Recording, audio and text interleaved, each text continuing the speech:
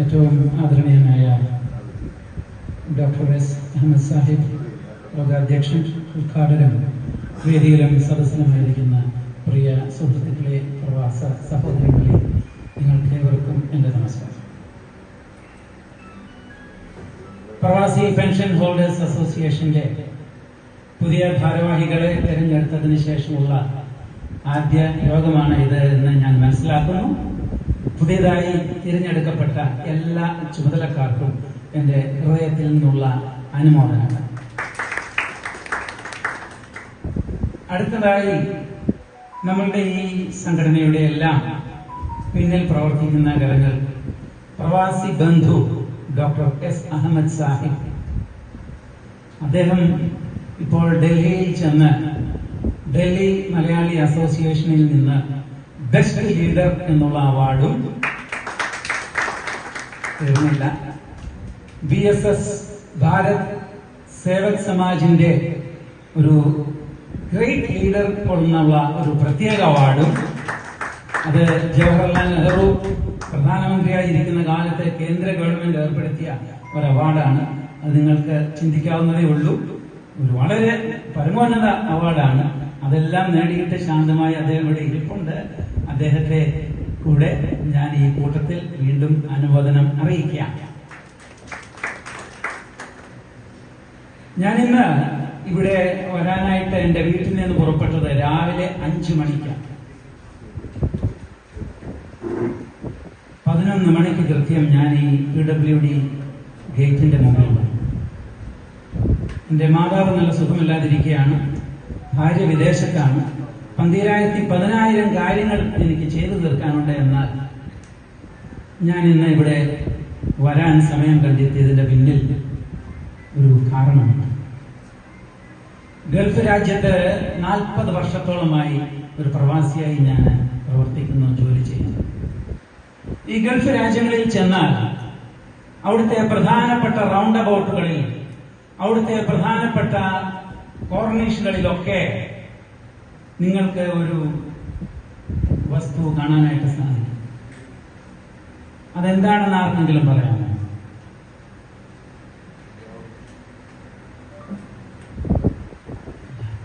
അതെന്താണെന്ന് ചോദിച്ചാൽ അതിന്റെ പേരാണ് ധവ്. ധവ് എന്ന് പറഞ്ഞാൽ മുത്തുവാരാൻ പോകുന്ന ഒരു വള്ളം.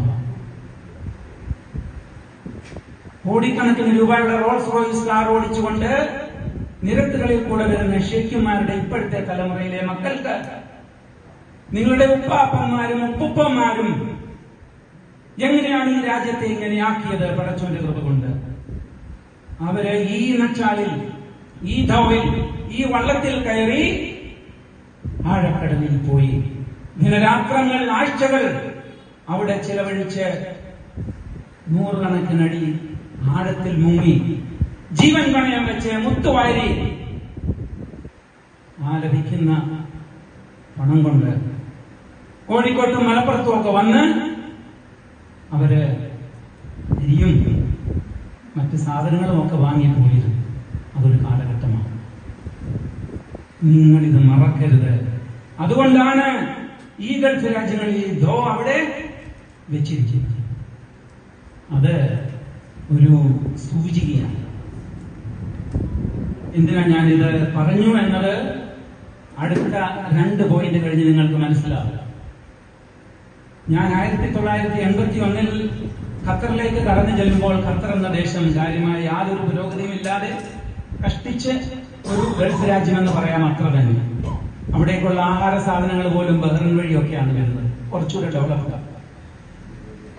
21 വയസ്സുകാരനായി ഞാൻ അവിടെ ചെല്ലുമ്പോൾ കാണുന്ന കാഴ്ച ഇന്നത്തെ കാഴ്ചയല്ല. ഇനിയും തിരിച്ച് നമ്മുടെ ആ മുത്തുവാരുന്ന ആ വള്ളത്തിലേക്ക് വരാം.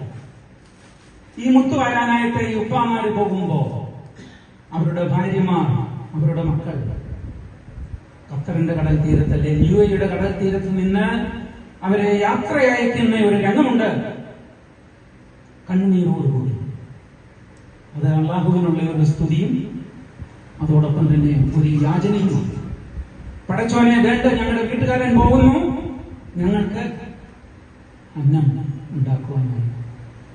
ദിവസങ്ങളോളം കഴിഞ്ഞ് കാറ്റിലിനെയും കടലിനെയും സ്രാവുകളെയും ഒക്കെ തരണം ചെയ്ത് പടച്ചോനെ നീ അവരെ ഇങ്ങ് തിരിച്ചു വരുത്തണേ, മുത്ത് കിട്ടിയില്ലേലും വന്നില്ല, നായിസോടുകൂടി അവരെ ഇങ്ങ് വരുത്തണമേ എന്ന് പ്രാർത്ഥിച്ച് ഒരു പാട്ട് പാടി അവരെ ഇങ്ങനെ ആ പോകുന്ന അറബികളെ ബന്ധുക്കളെ അവർ കണ്ണിൽ നിന്ന് മറയുന്നവരെയും ആ കടൽ തീരത്ത് നിന്ന് നോക്കി നിൽക്കുന്ന ബീവിമാരുണ്ട്.